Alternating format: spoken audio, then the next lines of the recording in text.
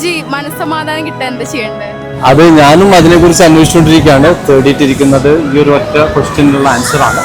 അത് എൻ്റെ മനസ്സിൽ ഇപ്പോൾ തോന്നുന്നത് ബി വിത്ത് പീപ്പിൾ, ആളുകളായിട്ട് കണക്ട് ചെയ്യുക, അവരുടെ കൂടെ കുറച്ച് നേരം ടൈം സ്പെൻഡ് ചെയ്യുക. അതിൻ്റെ ഭാഗമായിട്ടാണ് ഞാൻ ബീച്ചിൽ വന്നിരിക്കുന്നത്.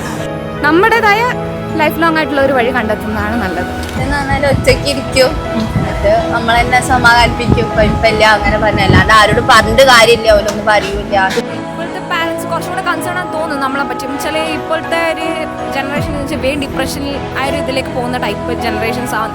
അപ്പോൾ കൂടുതലും നമ്മളെ പാരൻസ് കുറച്ചും കൂടെ നമ്മളെ മെൻ്റൽ ഹെൽത്തിനെ പറ്റി കുറച്ചും കൂടെ എന്താ പറയുക കൺസേൺ ആയിരിക്കും എന്തായാലും. ഞാനൊരു പ്രവാസിയാണ്, അപ്പോൾ പിന്നെ കൂടുതലും നമ്മളെ ഒറ്റപ്പെട്ടാണല്ലോ കഴിയുക. അപ്പോൾ കൂടുതൽ നമ്മൾ ഫ്രണ്ട്സിന് റൂമിലെ ഫ്രണ്ട്സായിട്ട് നമുക്ക് ഇഷ്ടമുള്ള കാര്യങ്ങൾ ചെയ്തുകൊണ്ട് മുന്നോട്ട് പോകാം. അപ്പോൾ ഓട്ടോമാറ്റിക്കലി മെൻ്റലി ഒക്കെ ക്ലിയർ ആവും. ഭയങ്കര വിഷമമുള്ള സമയം ജീവിതത്തിൽ ഉണ്ടായിട്ടുണ്ടോ? നമ്മളെ കാര്യം ഒരാളോട് പറയാൻ പാടില്ല, അവർക്കൊരു വിഷമം വേണ്ട.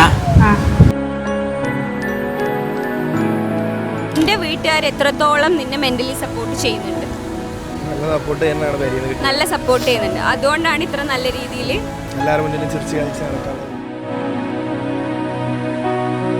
എനിക്ക് എന്ത് ഡൗൺ വന്നാലും ലൈഫിൽ ഫസ്റ്റ് പോയി പറയേണ്ടത് പേരൻ്റെ അടുത്താവണം, അല്ലാതെ സ്വന്തം കൂട്ടുകാരൻ്റെ അടുത്തോ ആരുടെ അടുത്തോ ആവരുത്. ചിരിക്കുന്നവനെന്നും ചിരിച്ചോണ്ടിരിക്കും, കരയുന്നവനൊന്നും കരഞ്ഞോണ്ടിരിക്കും. അതാണ്